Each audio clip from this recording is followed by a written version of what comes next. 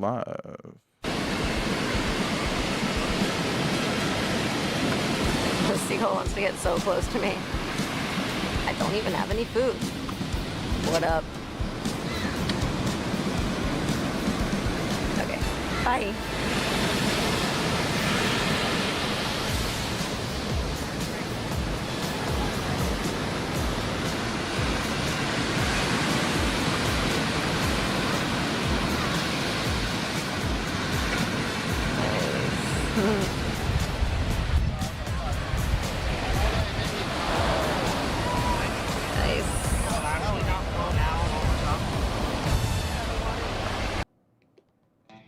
What's up, everybody? We're back again, or I'm back here again, and then Brooks is here tonight. No more Sam the Chicken. Hello, everybody. This evening, it is the Blind Surfer Show. Last night was fun and exciting. We had a big segment talking about favorite candies. Got to hear from a lot of new people. What is your favorite? If you could just eat one candy, Brooks, what would it be? I like Butterfingers. I like Sour Patch Kids. Sour Patch, you can't go wrong. Do you like the regular Sour Patch Kids or any of their like offshoots, like the watermelons? I love just normal Sour Patch Kids. That's my favorite. I found Sour Patch Kid Jumbos a little while ago. It's just the exact same thing as a Sour Patch Kid, just bigger. Yeah, I like all variations. Yeah, I'm a huge. It's funny how good a gummy is, like a Sour Patch Kid, and how bad licorice is. I was talking about that last night. Yeah. I can't say black licorice. I was trying to eat that Wallabies black licorice last night, and then I had to, as soon as the show was over, I'm like, I can't even take my own breath. I just got to brush my damn teeth. Right. The show is live tonight. It's me, it's Brooks. Banana's outside. She's going to be joining us a little bit later, but that means it's time to say... Welcome to the Blind Surfer Show. I miss your scent from last week, Brooks. You came in smelling real dandy last week.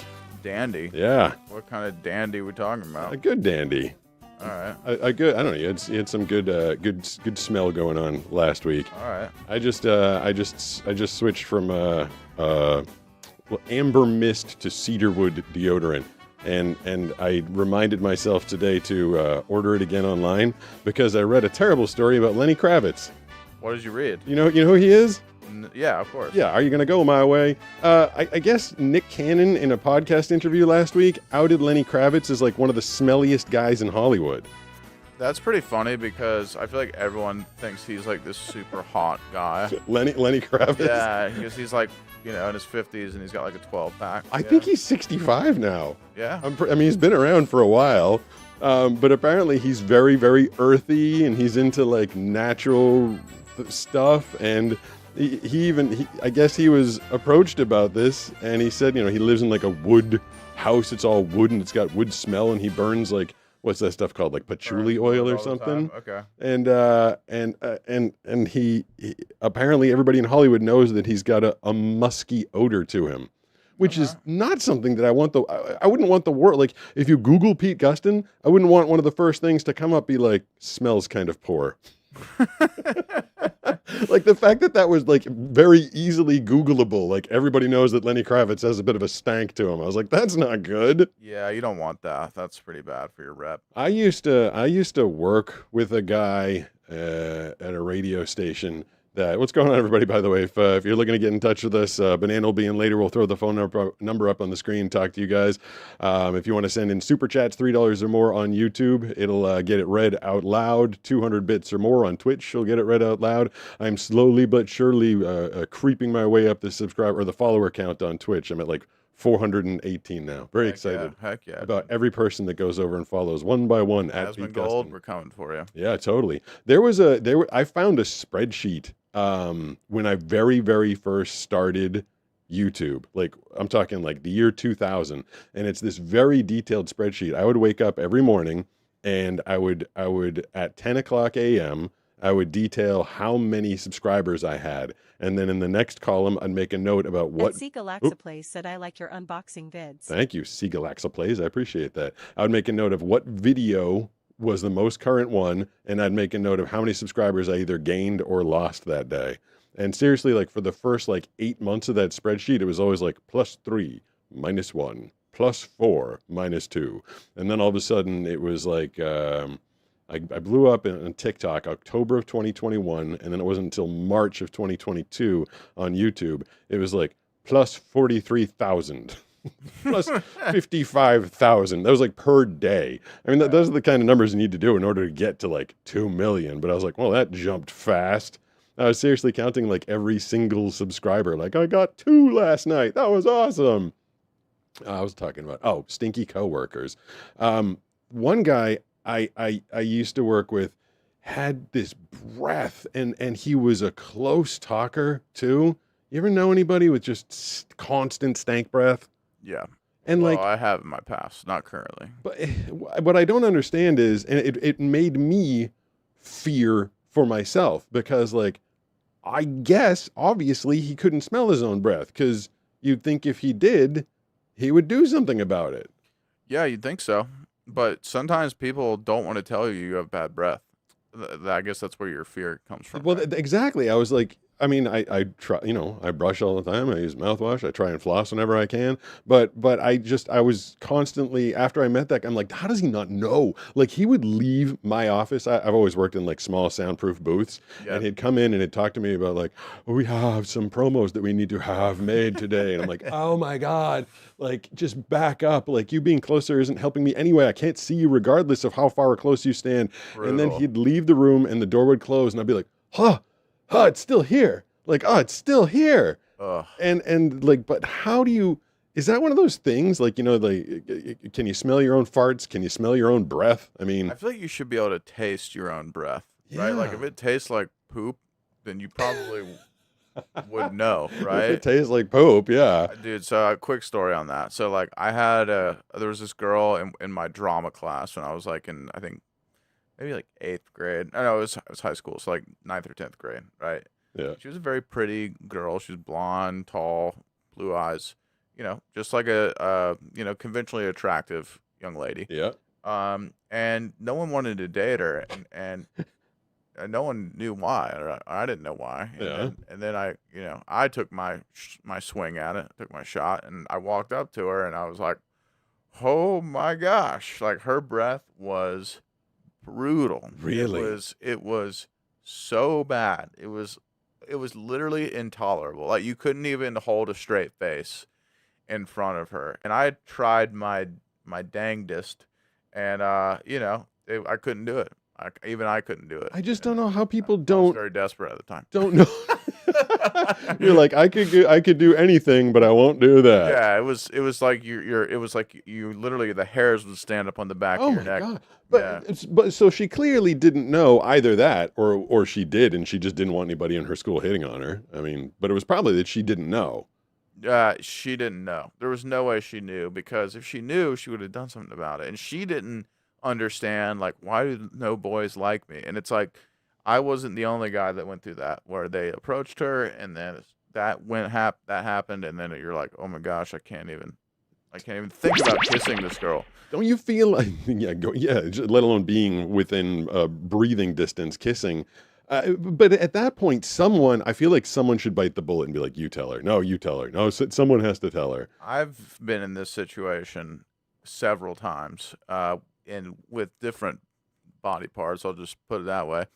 And it's a really embarrassing and awkward thing, and you don't know what to say. I told one of the girl's friends, I was like, she needs to get herself checked out or whatever. Oh God. But yeah, I mean, what are you supposed to do? Be like, you smell terrible? Like, I think maybe a girl could do that to a guy, right? And that would Yeah. be acceptable. But Yeah. as a guy just doing it to a girl, Yeah. that's pretty gnarly. I mean, Bananas told me from time to time, she's like, go brush your teeth. And like, I'll have eaten, I don't know, shrimp or something for lunch. I'll be like, all right, I guess I got shrimp breath.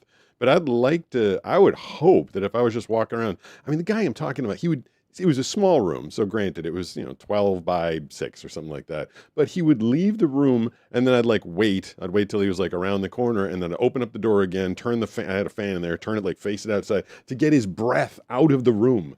I was like, how has no one brought this up? There was another guy I worked with at a different radio station that he just himself was an extraordinarily stinky human being. And at Christmas, all the coworkers got together. There was like some little gift exchange that was going on, and like 4, 5, or 6 different people all gave him different soaps. Like there was like a Lever 2000 or a Dial. You know, everyone gave him a different soap, and he got mad. He didn't take it well. He's like, "What are you got? What are you talking about? You think I smell? I don't smell." And we're like, "We're trying to tell you you do," but he got like furious about it. Wow. What's the in that story I was reading about Lenny Kravitz being stinky? There was a very Dr. Bronner. Is that what is that? Dr. Bronner's, yeah. Is that like great soap? Is that like all natural soap or something? Yeah, it's like the minty soap. Okay, so I guess that Lenny Kravitz did use that. I dated a girl. This is like God, like 2000 or something, and the guy that she dated before me was a natural deodorant guy. I guess that you can buy rocks at like a Whole Foods or something, and you rub the rocks under your armpits. I've never heard about that. It might not be rocks. It might be like talc powder or like some form of, I don't know if anybody's here tonight, anybody in the chat wants to tell me about that whole situation. But everybody knew, like, as soon as I started dating this girl, all of her friends were like, "Hey, at least you wear deodorant." And I was like, "What the hell?" Like, you know, she was dating someone that everybody knew was stinky, but it was a choice. He didn't want to use. I mean, they say putting all the aluminum-based deodorants into your body isn't supposed to be a great thing, but I've tried. Have you ever tried one of the natural deodorants? They don't work. No, they almost make it worse. Yeah. For me, like I don't know, my body it's like, get this stuff off of me, and I start just like dripping. Yeah, no, it doesn't work. It's like just fake. It's a scam.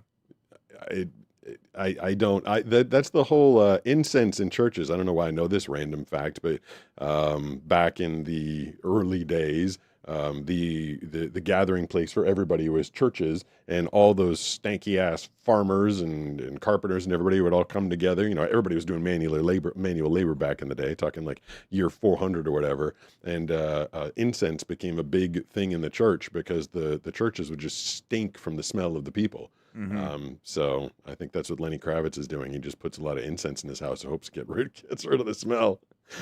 Well, anyway, I bought no deodorant. I got a whole story out of that one. Smell it, dude. That's all natural deodorant. I'm just kidding.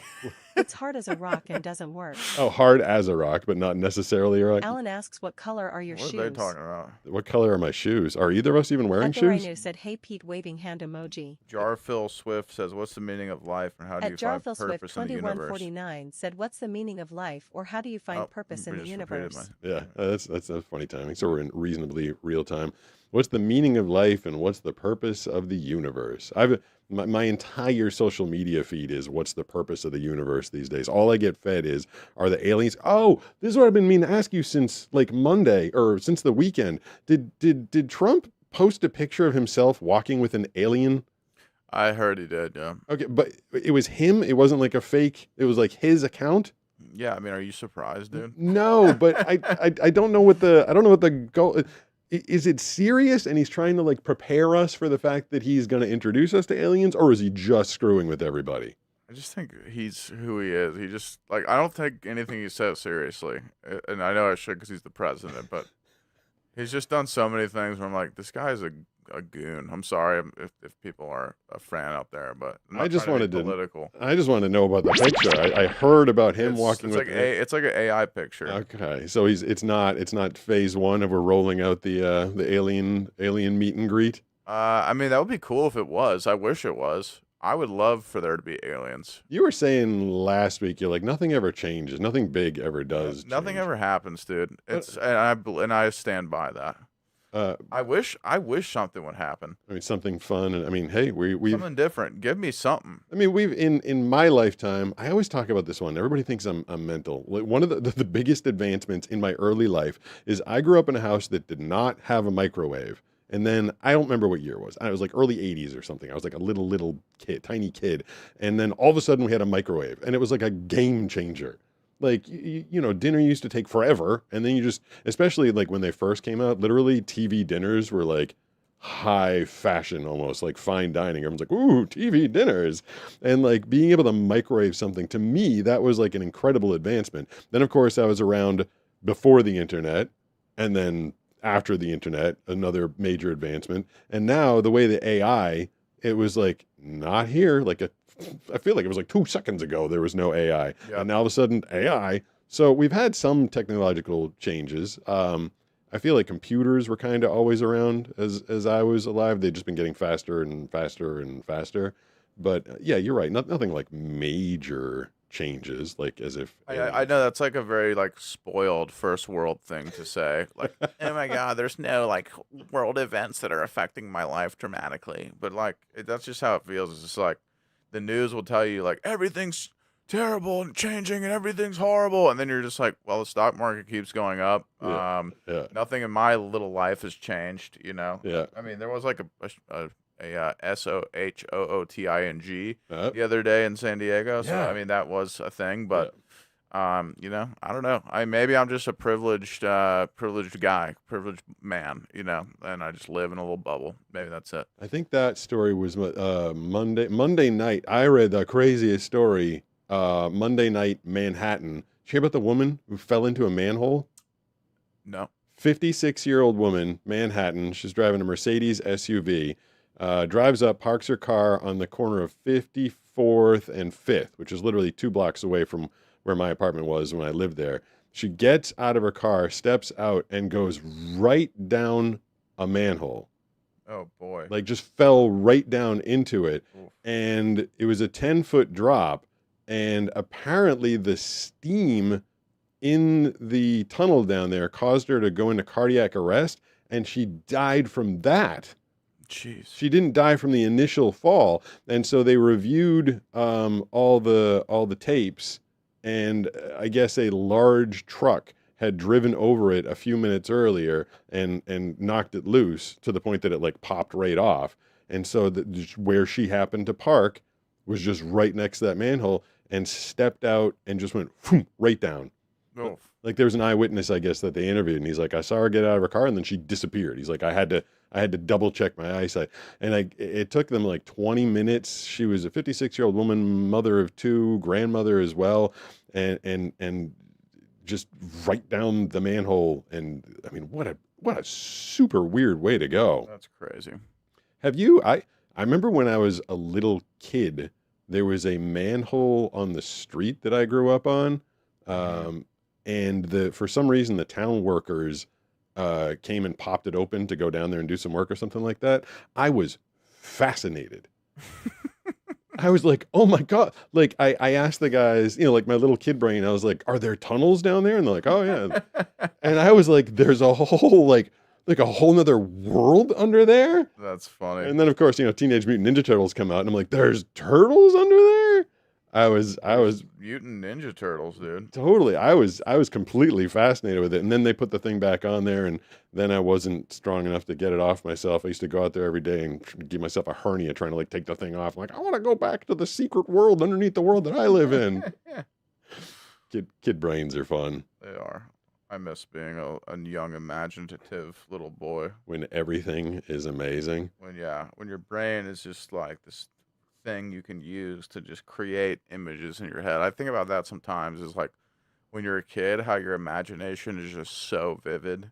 And you could just give me a Lego man on a little Lego, and I Oh, could yeah. imagine that he was like a hoverboarder, like flying through like a, 2065 future city, and he's like fighting people and stuff. And I could just be entertained for hours with my own mind. It was incredible. I used to, there were this is, you want to talk about the biggest stretch of imagination / the cheapest game anybody could ever play, Yeah. is I used to take 2 little Dixie cups, like those, you know, those teeny little cups that were like, not the big, not the keg cups, but like the ones that you keep next to your sink. Yeah.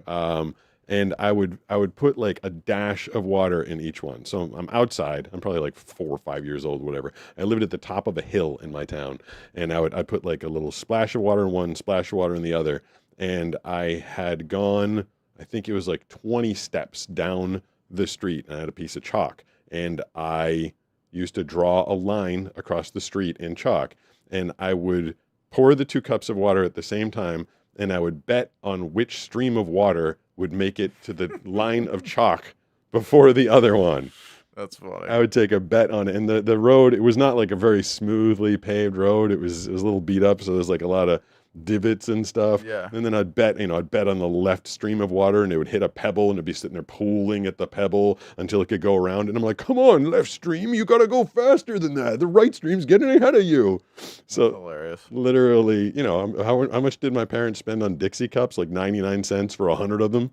Right. And then I'm out there, and then just using like a dash of water, and I would play that game for like the whole morning or the whole afternoon until my mom was like, "Get your Dixie cups, come on inside." That was literally all you needed. That's all I needed to do. Yeah, I remember one Christmas, my sister, all she wanted was a rope and a cardboard box. Whoa. That was all that she wanted. She was like 6 years old, and Okay. and that's what they got. They got her to that, and she was entertained for about 3 hours. Did she get a stick too, so she could make a little trap that you put the cardboard box on the stick? I don't remember what she wanted, and I'm I'll say a little bit about her here. She had this fascination where she would tie her animals up, Oh. like by the limbs, like where they would be sprawled out, and she would have these very complex systems of ropes and ties. What? And, like when she was like really young, like 4 years old, Yeah. like very like intricate, kind of advanced rope systems that she did, and it was Okay. really I remember like as a kid you don't even think about it, you're just like, whoa, cool, but if I was my parents, I feel like I would have like maybe taken her to a therapist or something. Yeah. But she turned out fine, but it was like just an odd That's kind odd of. period. She needed to experience some power. She was the little sister. She needed to experience some power, and she had power over her stuffed animals. Yeah, while she was also trying to be called Larry. So Can we get into that?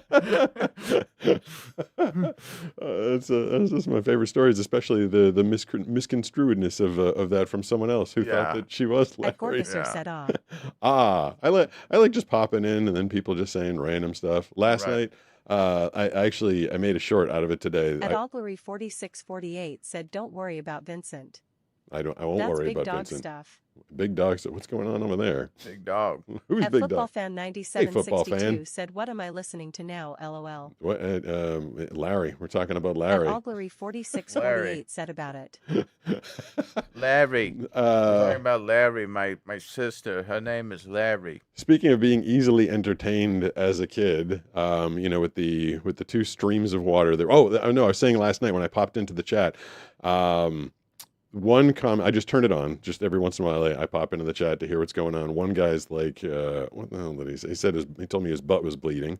And then the next guy said that he smashed his nards. Okay. I was like, all right. And then another guy, like 2 minutes later, said he wanted me to turn him into a skeet filled bottle rocket. Okay. And I wasn't even sure what to make I of was that. about to say something else, and that was actually worse than what I was going to say. That one didn't make the short because that sounded really. Oh, and I have to Yeah. correct myself. So LT, one of our regulars, was telling me about something that we're supposed to do on Twitch, and I apparently kept saying, "Pull the train," which is something entirely different. You're not supposed to pull the train on Twitch. You're supposed to do a hype train. Okay. Oh, hype train. Yeah. What- So there's a new thing on YouTube too that's called Hype It. Like Hype It. But can you? But that's only I for. don't see the option. Well, it's for small channels. Oh, okay. So like the smaller channels, you're supposed to be able to have the option to hype their channel. Okay. That's cool. I feel like they should give me the ability to hype my long form videos because if YouTube isn't going to do it, let the audience do it. Right. I'm committed to posting my surfing videos, but it's so like I feel like I could for a short video. I mean, don't get me wrong. I feel like they do require effort, but I could just open it up and go hello, and I'd probably get like 5,000 views. Like I think there's a baseline of 5,000 views probably. I still have I've had 2 in the last week go to 1 million, so those were good. I've had a number of them go a few 100,000. But the last 2 shorts that I did where I've recommitted myself to doing surf videos, one of them just broke 1,000 views and the other one stuck at 500. I'm like, come on, like show them to somebody, please. Yeah. Yeah. It's tough, man, with the longs. I don't know why you can't break the threshold. I I post the same video just because I want someone to watch it. They're actually doing my surfing videos are doing well on Facebook right now. One of the most common questions I get, and this is how I know my audience is not a surfing audience. It's one of the top 3 questions every time I post a surfing video. Someone always asks, how do you find your board? I mean, that's a really dumb question. It is only because maybe they don't know about leashes. well, I think it just speaks to the fact that my audience doesn't know anything about surfing. Yeah. It's attached to you. Everything when I'm surfing is attached to me. I wear a hat and I wear glasses, and I think any video you've ever seen of me when I'm out and about and not sitting here on this couch, I've got this, I don't know what color it is. It's probably like yellow or green, whatever that necklace I'm always wearing on the weekends. And it's a paracord necklace. It actually can hold 550 pounds. So I really hope it never gets wrapped around anything. But what I do is I clip my hat and I clip my glasses to it. So if anything falls off, it's not going anywhere. It's just going to dangle off of my necklace. And then surfboards, of course, are attached to your ankle through a leash. Yes, for those who don't know. I know some people like to surf without a leash. I think it's just a longboard thing, though. Do you ever surf without a leash? I don't see the point. Sometimes, but people do because they think it makes them go faster, or that it's kooky to wear a leash. So yeah, I think it's crazy to not wear one because if you're out there surfing and someone loses their board, you expect it's going to stop, 5 or 6 feet away from them. But if someone loses their board and it just keeps going, like that could be bad. You've just shot a missile at somebody. Yeah, it's pretty stupid. A lot of people who longboard don't wear leashes when they should. I think it's really dangerous, and I kind of don't like it when people do it, even though I do it all the time when I'm longboarding. But I can hold on to my board, but a lot of people can't. Hey, look, we got I said, hey, look, but I got a sound. You got a visual cue over there. We got a phone call, and I didn't even put the phone number up there. Should we see who knows the phone number without even me putting it up there? It's probably going to be a regular or someone that just did a lot of research. I'm not really sure. We'll get to actual phone calls later, but I'm kind of curious who the heck is calling us right now. 760-517-6844. Who's this random caller calling when we're not taking callers? Oh, my bad. I didn't know y'all weren't taking callers. No, that's okay. You just started the trend. Who is this? My name's Colton. Colton, what's going on? Utah. Nice. That's where Not Nisha, much. my surf coach, is from Utah. Oh, really? Yep. Sick. Not a lot of surfing out there, I think. Is there? Yeah, I mean, it's mostly just hydrofoiling, Oh. which, I mean, isn't really surfing. Yeah, have you ever hydrofoiled, Brooks? I feel like you've No, I wanted haven't. to. I want to. I feel like it sounds relatively interesting, but I don't want to decapitate myself, and I feel like that is a fear of one of those things because those blades are sharp. Yeah. What prompted the phone call, Colton? What's going on? Honestly, not much. I was just kind of bored. Okay. Well then, thank you for the phone call. I wonder how he even knew. I didn't think the phone number posted anywhere. We'll take some more phone calls when Banana pops in, or when we run out of random stuff to talk about. Oh, things keep popping in my head. I was talking about dumb toys and games I played with when I was a kid. I used to go to the public library when I was a kid for fun. Like it was a good time. The 2 most popular books at the Winchester Public Library, the town that I grew up in, and I think anybody in my age group will know this one, was the National Geographic, where the lady in Africa who had the big giant basket on her head and her exposed top was probably the most popular one through all the boys. There were boobs at the library, which was super amazing. And then there was a book called I think it was called The Art of the Samurai, and it was in the children's section. I don't know why. And so like every kid, this is like when I was like in 5th grade, every boy would go to the library and would check out The Art of the Samurai, and it literally taught you how to like punch people. Really? Yeah.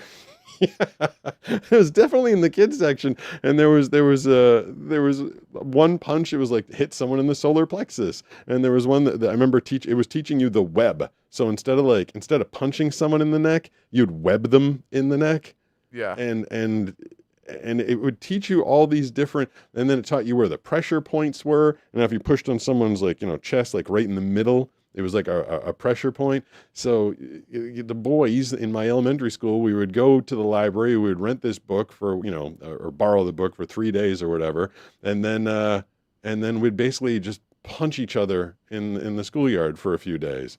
I don't know. I don't exactly know what the adults were thinking when they put that in the children's section or what they thought was going to happen, but that's what happened. We all learned how to punch each other. Well, you got to learn at some point, right?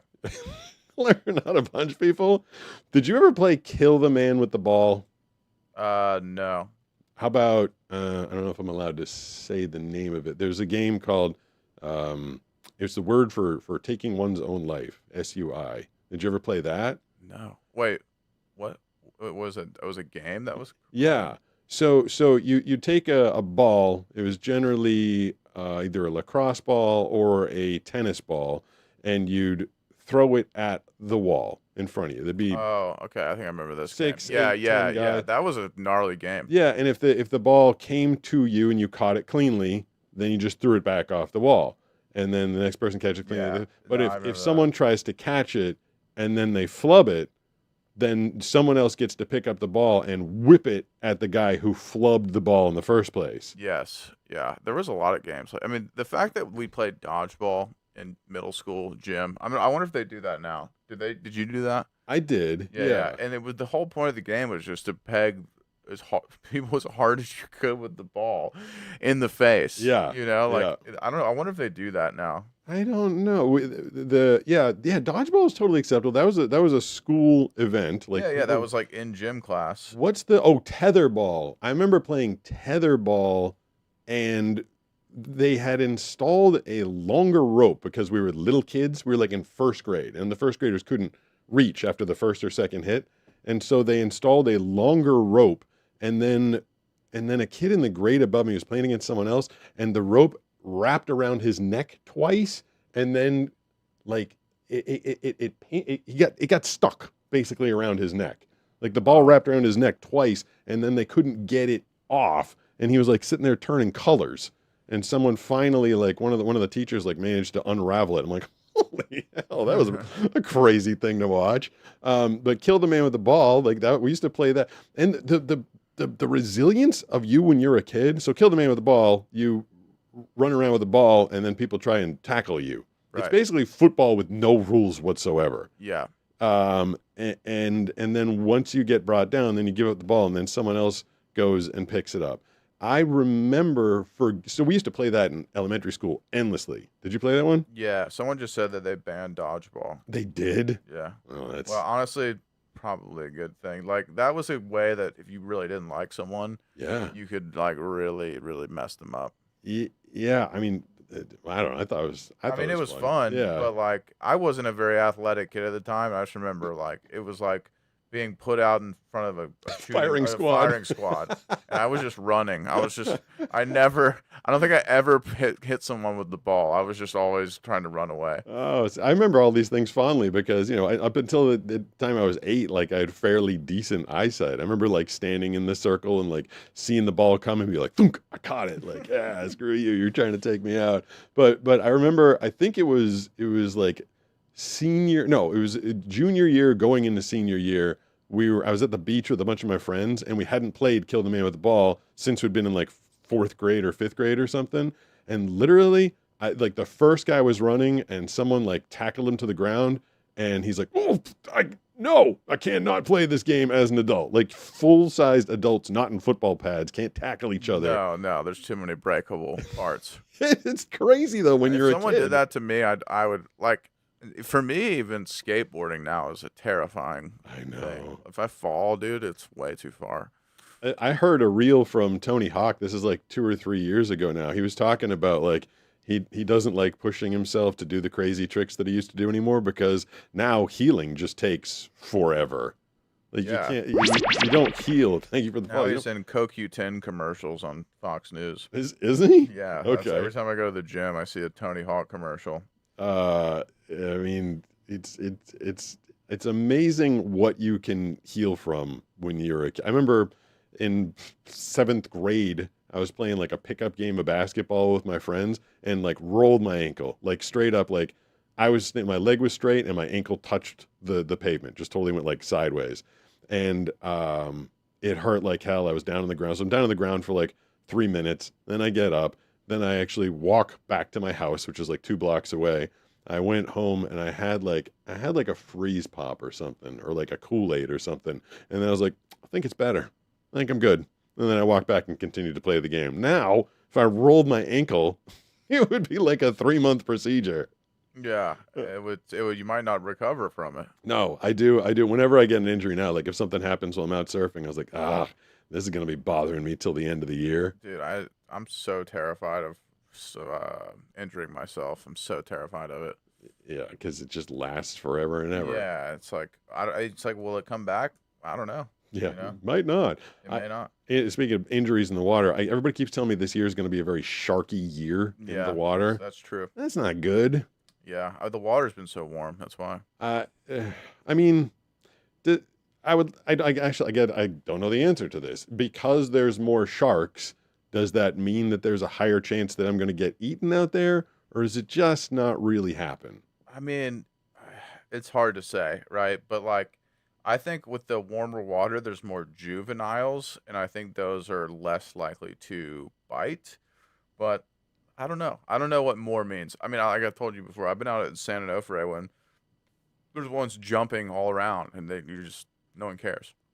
I feel like I might care. There's the idea of it kind of freaks me. I mean, everybody knows. Well, now I'm blanking on her name. I can't think about it. Hamilton, Bethany. Let's see what this is. At law_may_y_query_CISA tip $3.69 through super chat. Hey, sneak hype to you later and Brooksweed. Notice that she tipped 69 cents. Oh, it was $3.69. Yeah. She sent one in last night, and I felt bad because Bodufasa. I saw that he gave you a good one. He gave me a 50 last night, and then he gave me like phonetics on how to say it. And I'm like, I'm still not saying it right because I couldn't remember. Bodufasa. Bodufasa. Okay. But she sent one, La Matea lo Sisi Plaza, which I should remember that. It's hard remembering gibberish the way that the stupid text-to-speech says it.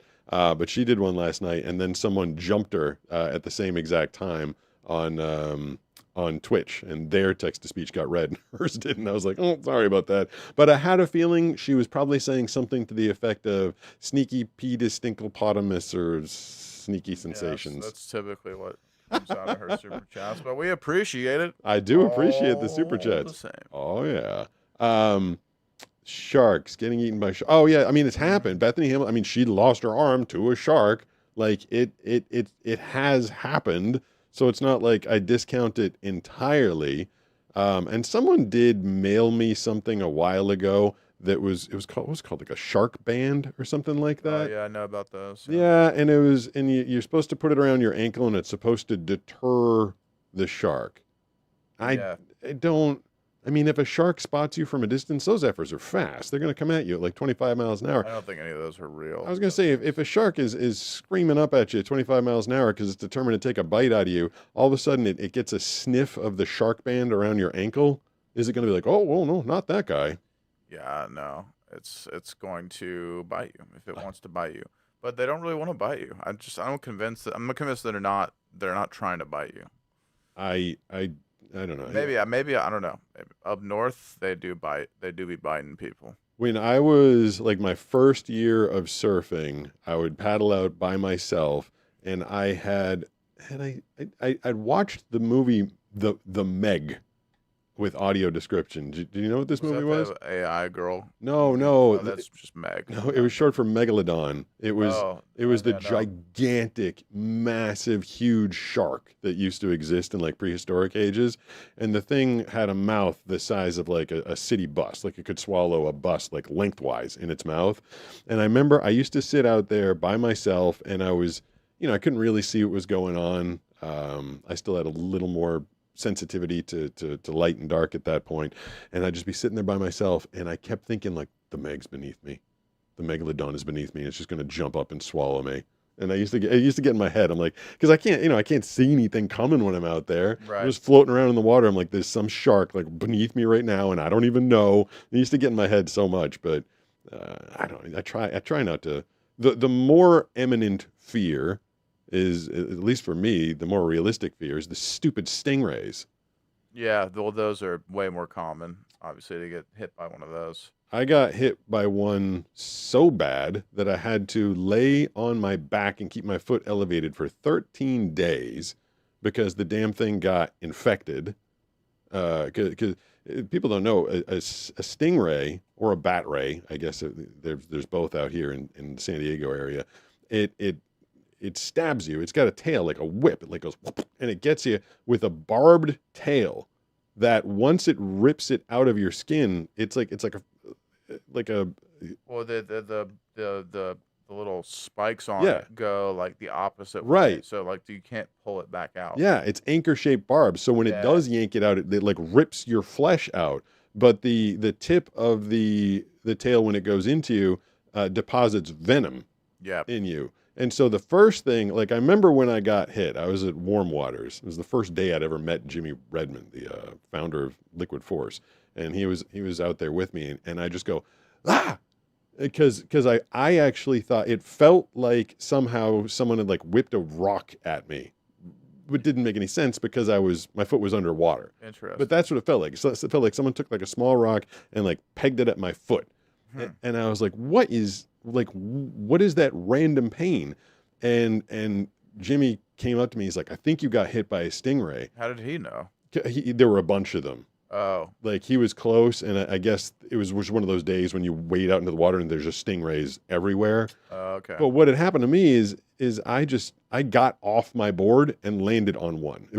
I rode my board all the way into shallow water. And I jumped off and landed on a stingray, and it just and stabbed me. And I remember thinking at the time, like, this isn't so bad. Like this doesn't even hurt that much. Like like I said, someone whips a rock at you and then you kind of deal with it. Yeah. Did Banana just come in? No, that was me taking off my shoes. Oh, okay. I thought I heard the gate too. But Jimmy and then the lifeguard told me, they're like, the pain's gonna get worse. I'm like, I can deal with it. But yeah, the longer that venom stays in you, it did start to get crazy painful. Like to the point like, oh my, it has to stop. Like it has to stop getting worse. Like it needs to stop. Have you ever been hit? Where's wood?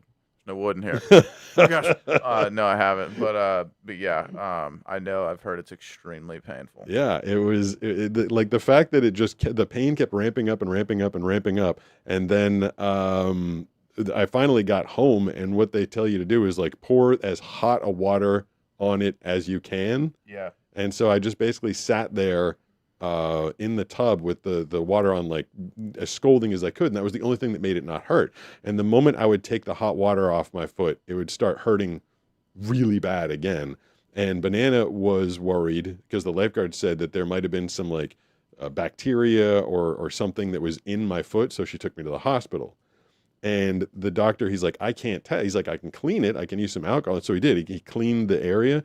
He said, but the only way to make sure that we remove the bacteria is for me to numb your foot, take a scalpel, and literally scoop out that region of your foot. Jeez. And that was the option he gave me. And I'm like, how good did you clean it a minute ago? He's like, I used all the disinfectant I could. I'm like, all right, that's good enough. The idea of him like cutting a bigger hole around my small hole sounded horrible. Yeah, it's brutal. But as it turns out, that was probably the best thing to do because it kind of healed up over the next day and a half. And then at the end of the second day or the beginning of the third day, I can't remember, my foot blew up, like just like double its size. And Banana said it was like turning blue because he was right. There was bacteria in there. There was just a nasty infection. And it just got really bad. And I had to go back again. They put me on some crazy antibiotics. Those antibiotics didn't even work. They had to put me on stronger ones. And then finally, after 13 days from the first hit, my foot shrank back down to like its normal size and I could walk on it again.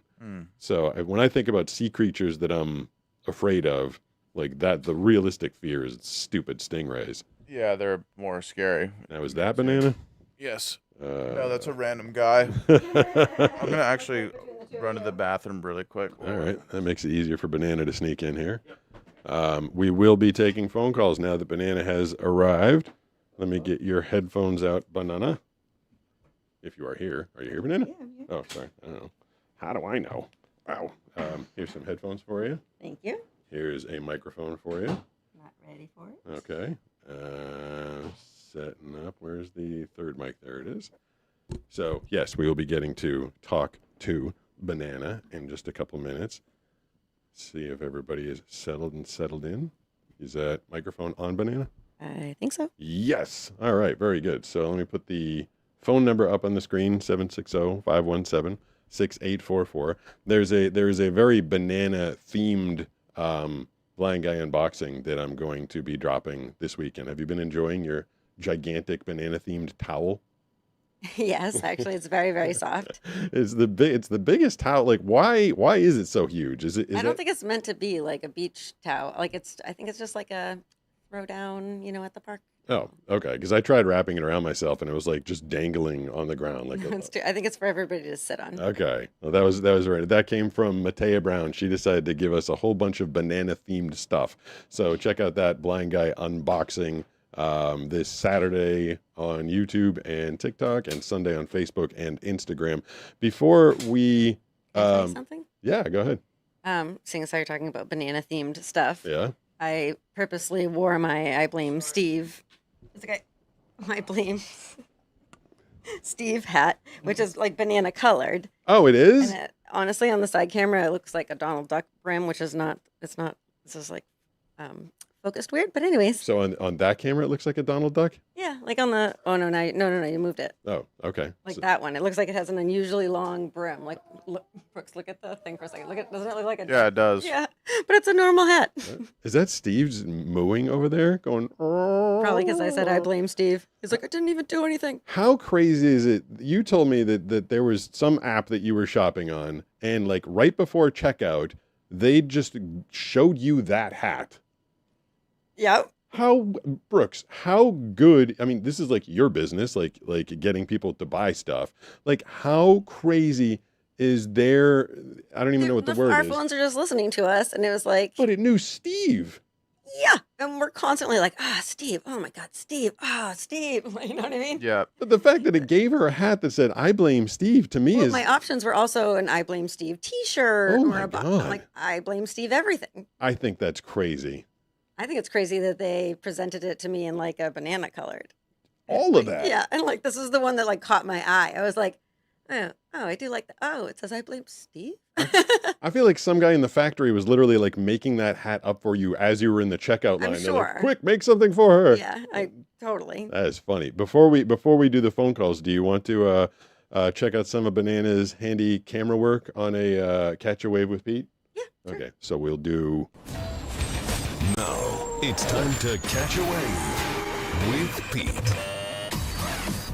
All right, we've got 2 sessions to review with Banana's fancy camera work. The first one we played at the start of this show, and the other one we played at the start of the show yesterday. But I think you got some interesting stuff here, Banana. The seagull wants to get so close to me. I don't even have any food. What up?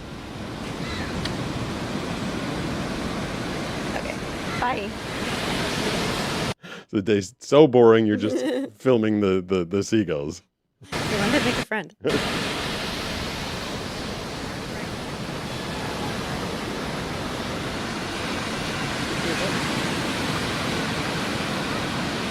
Nice.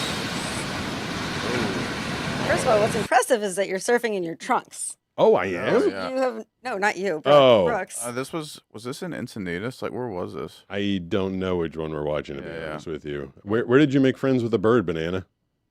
I feel like that was actually Hemlock. Okay. So you're trunking it, huh, Brooks? Yeah. He was. Oh.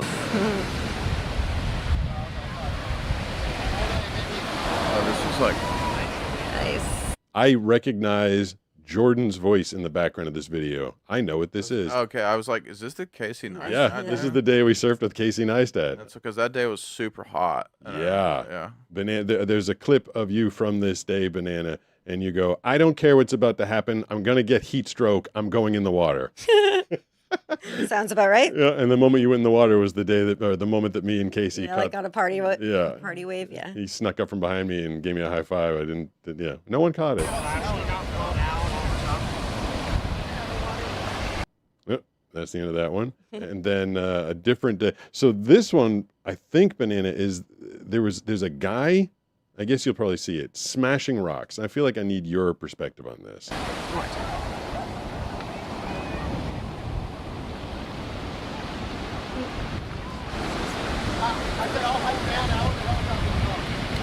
That was fun. Nice. That was great. Nice.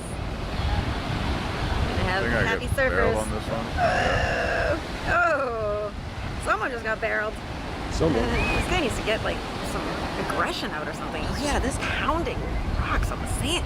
There's kids around. Like, A little bit of autism. So what is he look. doing? Like he's just smashing large rocks. Like he Just having does. fun doing that, I guess. I can't Yeah, but- really imagine it. So he's just picking up rocks and just what? Just throwing them on other It would rocks? be like the equivalent of like throwing beer bottles to see them smash or something. He needs to like get it out. But meanwhile, there's like people right there at the shore. There's like two little kids that just walked by. What? I mean, what if a rock fragment shot backwards or towards the kids or something? Like, was this guy supervised? Like, what was going on? No, did he I throw think another? something's wrong with him. Yeah. Okay. He's got the gait of someone with problems. Okay. Right? I can tell. I got a radar for these things. So Nisha catches me. Then I think she turns around and catches you getting barreled here. Oh, that's cool. Yeah, I never saw that shot before. That's cool. On the water shots. So there you go. There's Catch a Wave with Pete. There's a few waves right there. But Banana I is think you here. need a theme song for that. Yeah. Okay. Yeah. I think you need like a Something to play while we're straight up jingle. Yeah, like a jingle. Catch a wave with Pete. It'd be like a jingle for all my sarcasm. I like that. We have this one. Now we open up the phone lines for your I like chance this to one. talk to Banana. Yeah, I like that one. So the Meanwhile, nobody really wants to talk to me. They want to talk to you. I don't know about that. That's a good little image. Oops. I think I just killed the first. I think I might have killed him. Is someone there? Hello. Well, what did I do? I think I put them on hold twice. Hello, hello, hello. I guess Hello? that person's not there. I don't think. Oh, there's. All right. So, there. I got it this time. 760-517-6844 is the phone number. I gave you no warning whatsoever, but hopefully you are there. Who's this? Yeah, this person. Hello? It's Danny trying to sound Yeah. Is this for real? trying to sound older, I think. Hello. Hello. Tell Oh. Michael I say hi. I was like whispering, make him sound older. Is I that don't what's Yeah. on? Makes it sound a little You gotta try creepy. to sound like a grandpa. Is he still there? Or do we... No, he's still. Now he's just breathing at us. Stop breathing at us and say something. Okay. Let him talk. Yeah, say something. What did Michael do? There we go. I had a question about specifically for Banana. Okay, what is it? Is your favorite color yellow because of bananas, or is it a different color? It's actually my least favorite color. She hates I yellow. don't like the color yellow. And what did he say? It sounded like he That's said. very ironic. That's very ironic. I agree with you. The effort that goes into just asking about your favorite color. My favorite color is anything that's like a bluish green. But I happen to love bananas Bluish green. You love gray, right? to wear. But like what I want to look at in life is like, Just Okay. a touch of gray. It is. It is. Oh. The amount of yellow stuff that has been sent to you over the years, and you seem to enjoy it when it's banana themed, but just straight up yellow for the sake of yellow. yeah, like I would never put yellow in my home to decorate. I think when we came out here for a visit, didn't we rent a yellow Mustang? Hell no, we did not. I think they offered us a yellow Mustang. That's what it was. They offered us a yellow Mustang, and you were like, no, I'll take silver. not driving a yellow car. All right, I think that was Danny. He was doing his best not to get me tagged by the YouTube children police, but mostly he was just kind of creeping me out. And also, it sounded like he said, I have a syphilis question for Banana. I don't. A serious question. Oh, serious question. I thought he said a syphilis question. I was like, what the hell is happening right now? 760-51. Thank you for the effort there, Danny, not Danny. 760-517-6844. Talking to you guys. Who's this? This is Kim. Hey, Kim, what's Kim. going on? Hey, it's so good to talk to you. Good to be talked to. What's happening this evening? It's actually been a really crappy day, and I could use some advice. Okay. All I'm right. full of advice. I don't know if it's good or not. I live in Utah, and I have been trying to find a job for 3 months now. And every job that I've applied for, they've either left me in the dust, like left me in the dark and haven't said anything. And literally today I had one job. I went in there and like introduced myself to them. Mm-hmm. Yep. And the guy looked at me and he was like, well, what's your name? And I said, Kim. And he was like, oh, I was supposed to call you, but I got busy. But we decided to go in a different Direction. Oh, it's a direction. waste of your time to go down there then. Yeah. Right? Like, I thought I was doing them a favor, but So what is he that? looked at me and he was, What? huh? I'm sorry, I didn't mean to cut you off. I was just going to ask you a question. Like what are you looking for? General advice? Are you looking for like you gotta maybe not apply to the same places that you're applying to? Maybe switch directions. I think how do you take rejection in a positive way? Because I even asked him, I was like, what am I doing wrong and how can I do better in my interviews? Yeah. And he was like, well, we have our reasonings. We don't owe you an explanation. And that's the end of this conversation. And I just stood there in silence for a minute, like, what a dick. Yeah, I mean, agree. I agree with that. But then, like at the end of the day, you have to realize a lot of people don't have like the bandwidth or the capacity or whatever to try to like get on a human level and say like, hey, like we're sorry you're disappointed, but this is the reason. Whatever. Like this person is like, my advice to you is don't overthink his reaction because I'm the master of rejection because of my line of work. So if I do 200 auditions in maybe a week or two, I will not get 199 of them. The success rate in the voiceover business is so low. And I used to take it very, very personally. I would even talk to Banana about it. I'm like, I'm literally putting out my personality, my voice, and these people are rejecting me personally, but they're not. They don't know you. You just walked in and you just, stuck your face in front of this guy and he read a couple lines on a resume and talked to you he doesn't actually know you. You personally are not being rejected. And there could be a million different, it's not you. Yeah, there could be a million different reasons why they're not going with you. But if I could give you any bit of advice, if you do get an in-person interview, is walk in there with as much confidence and competence as you can. Employers will be very impressed with that. Don't walk in with any hesitation.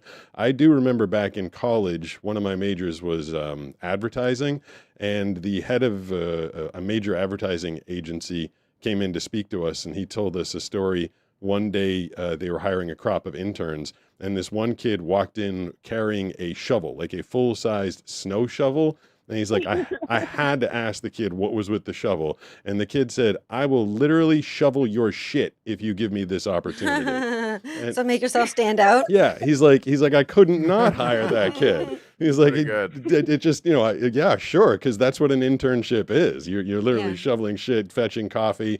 But it gets you in the door. This might not be 100% relatable to your particular job search, but, do something that is a little above and beyond. Sound very confident. Don't walk in. I feel like employers can smell it on you if you walk in on the heels of a lot of rejections, because that can start to get you down. Same thing with me in voice acting. If I am on my 50th rejection and my 51st read is, you should buy Ford because the new Ford is out. If you can hear it in my voice, so I go into every opportunity feeling like I'm super qualified. I'm going to be the best. I give my best performance, and that gives me the best shot of getting hired. So hopefully any of that will help you out a little bit. I think you're right. Try not to take it personally. And I'm a people pleaser, but I'm also an overthinker. And so taking everything personal, that is one of my worst traits. And I'm definitely working on it. I've been going to therapy since I graduated high school. And Yeah, the overthinking I can relate to, you know, Yeah. like the overthinking is not benefiting you, it's not benefiting me. It's, you know, you have no idea. You could be so off track. Like your brain could go to the next thing and the next thing and the next thing, and then like where your thought began is like it's nowhere Yeah, where that what that exactly. guy was ever thinking about you. I'll You know what I say mean? this too, like, and not to, this isn't necessarily gonna like make you feel better, but the job market is also Flooded. completely cooked right Yeah, now. Like yeah. it is as bad as I can remember it. And I have one friend who I won't say his name obviously, but he was a very qualified dude, had a really good job as like a database administrator, and he's been out of work for a little over a year, and now is working at a restaurant, and couldn't get a job at Starbucks or Target. So Yeah. Right. I mean, you can't take these things personally. A lot of times it's just things that are out of your control. And also there's a million other people competing. So, I would just say, yeah, stop taking things personally. Obviously that's easier said than done. Yeah. I would take things personally too. Yeah. I still do. But it's just the way things are right now. And what I tell everyone is like, figure out what your side hustle can Right. be. I was going to say, cast a You wide are net. really good at Yeah, yeah. like, And Pete is literally- too. These two guys are very good at a side hustle. Think Yeah. of any way you can monetize yourself. That's what I always say. If you're an able-bodied person, there's a lot of things you can do. What if you're a disabled person with no eyesight? Well, You know? I mean, you're a little more limited. You're right, but you figured it out. So. Yeah, Last night I made $90 on YouTube. Totally. Mostly because of Bodusafasafusu. I still side hustle so I can buy the stuff I want to buy without hearing people like, do we really need this? You know? Yeah. Do you need your 47th gray sweater? I mean, in that moment, probably. Good thing I bought it for myself. Yeah, I mean you're right, Brooks. You want to target the job that you want, but also in the meantime, you know, wide net, you know, just wherever else. Anything you think you can do, I would say do it. You know. Yeah. You know, it's a crazy money maker. I have no idea what you do, Kim, but like, if you need to side hustle, dog walking. Dog walking is man. like a money maker. I'll just say it. Pokemon reselling. Hey, no, it's over. It's not over. It's not over. I had a girl that was working in radio production in New York with me. This is years ago. She quit to become a professional dog walker, and I thought it was crazy at the time. But we lived in Manhattan, and anybody with a dog in Manhattan, I thought was crazy. First of all, Yeah. But if they can afford a dog walker, yeah, so you get the dog, and then you immediately get a dog walker. And she told me it was like 3 shifts. It was like the 10 a.m., the 2 p.m., and the 5 p.m. because everybody's work. And she'd grab like 20 dogs for $50 each, and then she'd do that 3 times a day. I'm like, holy hell! Yeah. I'm like, you're making like 6 figures automatically just by walking dogs. Yep. Yeah. So I mean, there's you can grand a figure day. stuff out. You can deliver groceries. You can Uber. Yeah. You know, it just depends on where you live. you can sell foot pictures on online. Okay, That's shifted. true too. 760-517-6844, talking to you guys about anything. I appreciate when people call up with anything other than how did you go blind? Yeah, I like that question. Yeah, that was a good one. We get to combine our experience and hopefully help someone out. 760-517-6844 is the phone number. Who we got on the line now? Hello, I have one question. Yes. Quickly. What do you see? See, that's why it's supposed to be 18 plus. Yeah, Here's something coming from Twitch, Brooks. Chillhop_vibes cheered. X200. How'd you keep from being swallowed by depression at the start of blindness and keep positive now?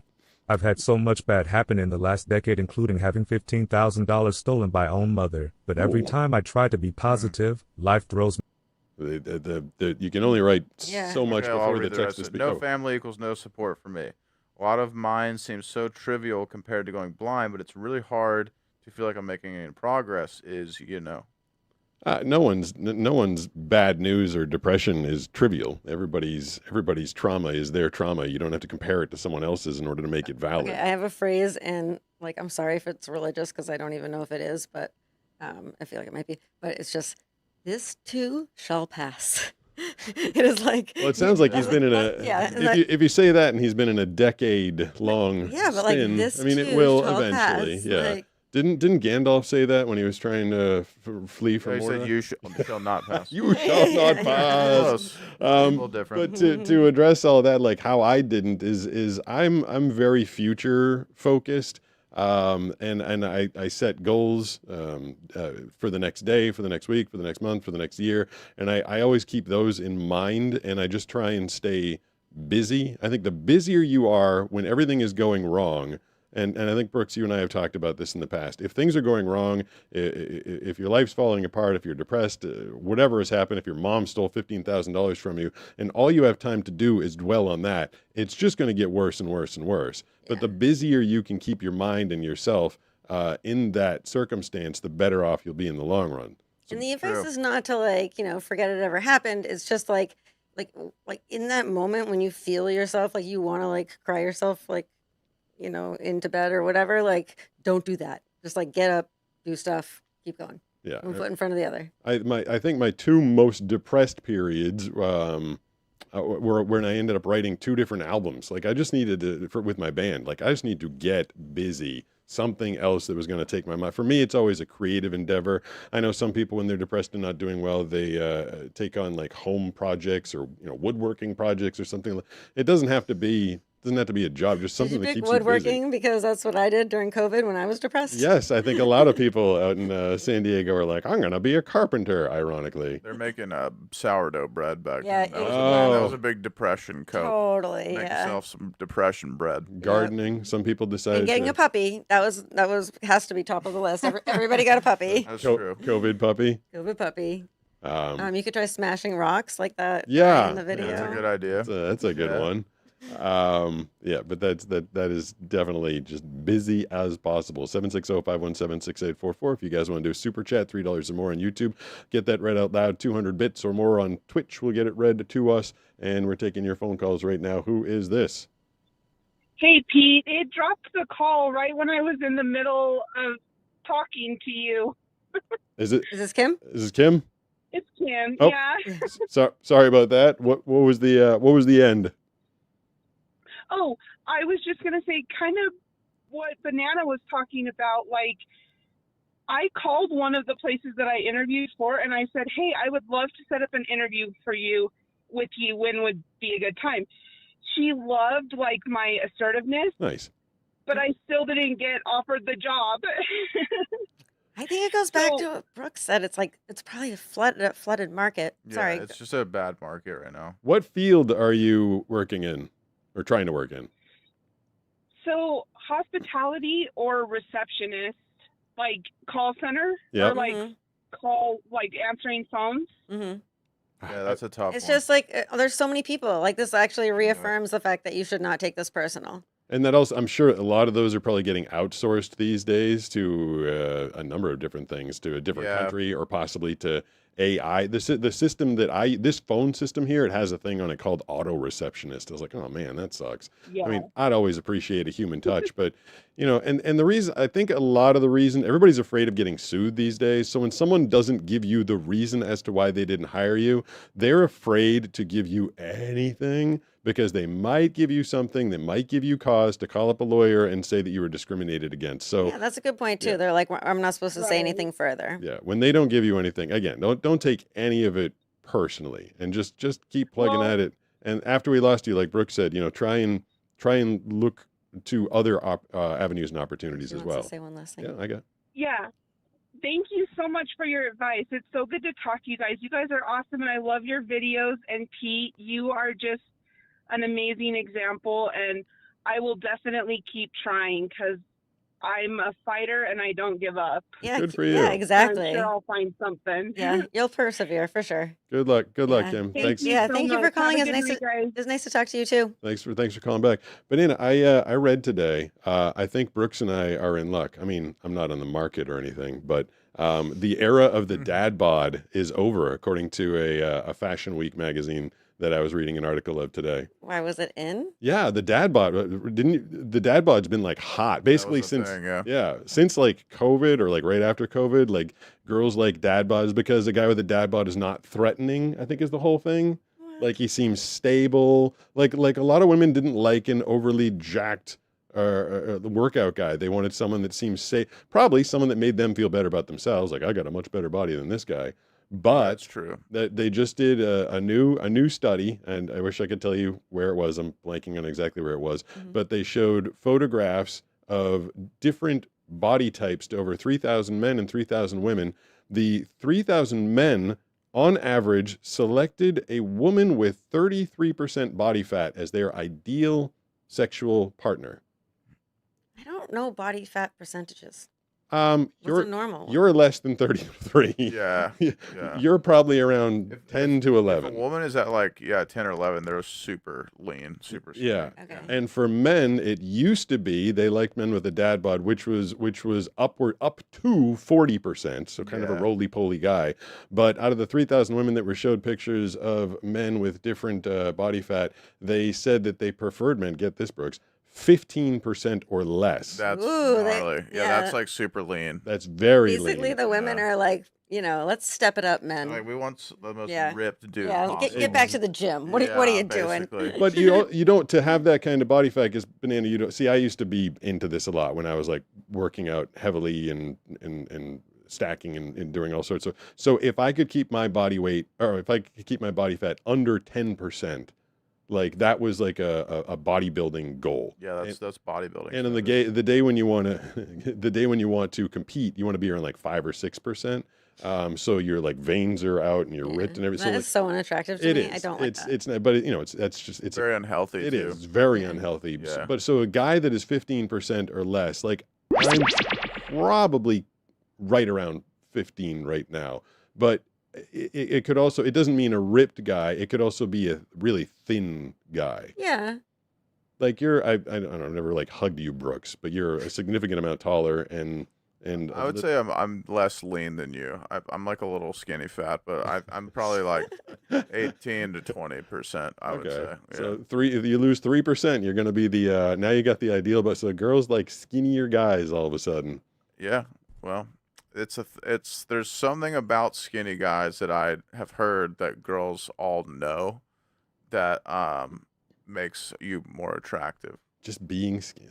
Well, if you're tall and skinny. Okay. Yeah. I think tall takes care of 90%. Yeah, I was gonna say tall. Yeah, tall. Yeah. Yeah. Well, tall is really all that matters. Yeah. But specifically being a lanklet like me, a lank guy. It has been not not like I was out looking like it was causing me any problems, but it was just kind of like it was a weird niggle in the back of my head that for like the past 5 years, girls like the dad bod. I was like, why? Like, what is this all about? Right. Like I have to get fat now. Yeah, because I work out like a maniac, and you work out to make sure, like, your fitness is important, bone strength is important, and you're of a certain age where you need to like keep lifting those weights. You're making it sound like I'm geriatric. I know. I'm not gonna, my bone density isn't going to go down. And I didn't know how to backpedal. But- Basically, I was like, it's important for your bones, not your Jesus, muscles. I'm not going to like fall in the shower and crack my hip. Listen, you're above 40. Let's be serious. But the thing is, I've been doing the same workout, and I've basically had the same-ish physique for like 30 years. It's just what I do. It's just my routine.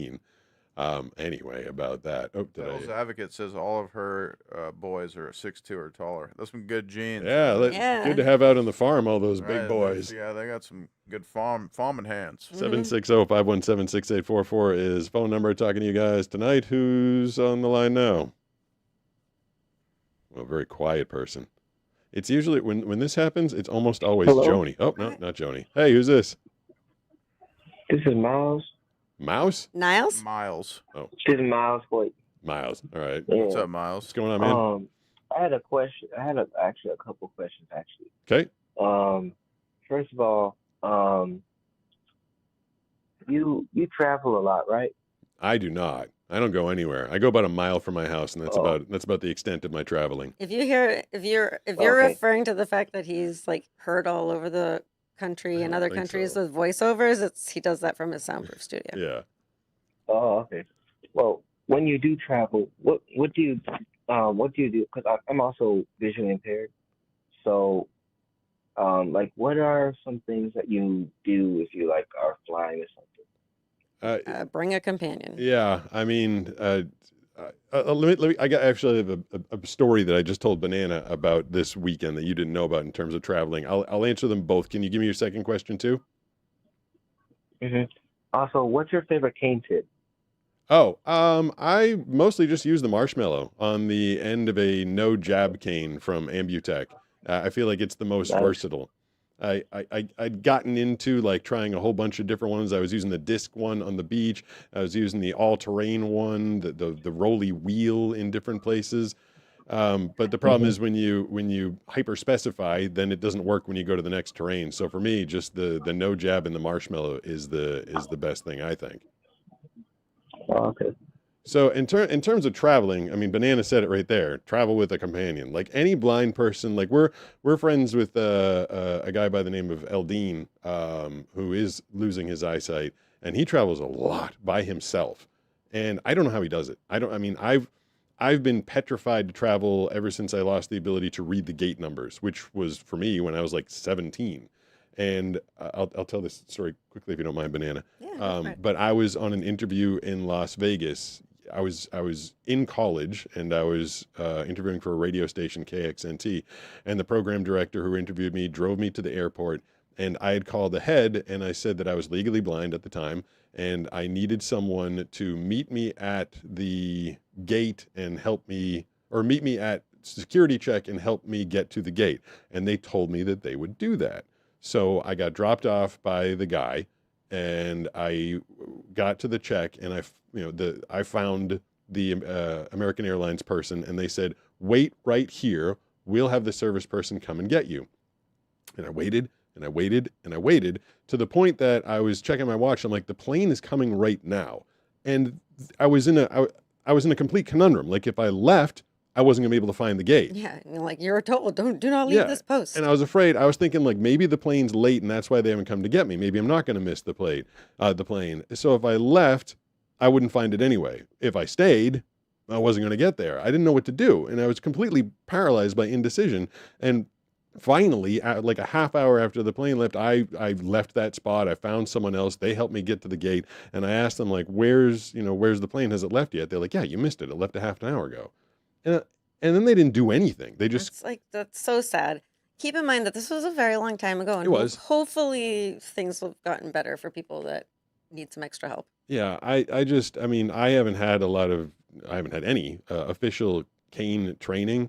I just use it to kind of clear a path, let people know that I'm blind, and I basically just hang on to Banana's hand for dear life. I mean, traveling for me is just a bucket of stress. It's not enjoyable until we reach the destination. So God love any blind person that can travel on their own. I think there's people out there that have gone through training and schooling and are better at orienting themselves. Me, no. Miles, can I ask how old you are? We lost Miles. Oh. Okay. Sorry about that. But we can grab another call. What's it? I was just gonna say to Miles, he should I don't know, whatever sexual orientation he is, he should find a partner that is like either is like naturally bossy or is in like I don't know, a caregiving role or whatever, because then they will naturally just be like, come this way, do it, like whatever. You shouldn't be dating just to find someone I'm helping you just saying, travel. like you didn't date me on purpose for that, but we make a good match. Yes, we do. That way. 760-517-6844. Who's on the line now? Hey, it's Riri. How are you guys? Haven't heard from you in a while. What's going on? I know I haven't talked to you in a long time. Good. It's good to see you, Pete, Banana, Brooks. I just want to jump on and say hello.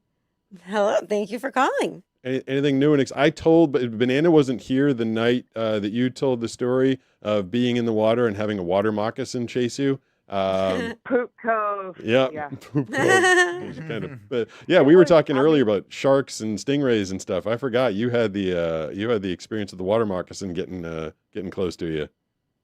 Boy, I did. I did. When you said that at the earlier in the live, I said I have got to tell Pete this testimony. But I think story says it's false, but when you say testimony, it's real.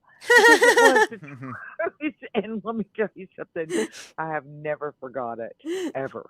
I love that. Yeah. I'm going to borrow that. That's good. It was pretty scary, let me tell you. I wonder if it was me. Like if you saw the thing coming at you, and yes, I did. I mean, I wouldn't have. So would it have just gotten me? Would I just got? Well, I went silent, Pete, and I gulped, and my son was right there, and he just jerked me back in the boat. Oh my gosh! Like, oh, geez, thank you. That's crazy. Are water moccasins dangerous? I would assume they are. They are, I mean, yeah. my little son, when he was 6 years old, got bit by a black yard snake. And let me tell you something, it made him sick Oh, for really? 6 to 8 weeks. Wow. Oh, yeah. Dehydration, stomach issues. Oh. Took him to the doctor over and over and over. Nobody could tell me what was going on. Well, months after that, my twin son said, well, Mom, when he was at the lake house, his grandparents had a place on the lake. Yeah. He said, Luke saw the snake and just let him lick him like Greta does, which is our dog. Well, the snake bit him because his tongue was coming out. Yeah. Licking, letting the snake lick him. Yeah. I mean, the snake bit him. And I so you thought, didn't know are you kidding me? for weeks? You didn't know that he'd been bit by the I had snake? no clue. Oh. No, this was my son. I had no clue. This is like when And kids have he Lyme. was drinking so much water. Yeah. And he was sick to his stomach. Oh, God. And I kept taking him back and forth to the doctor.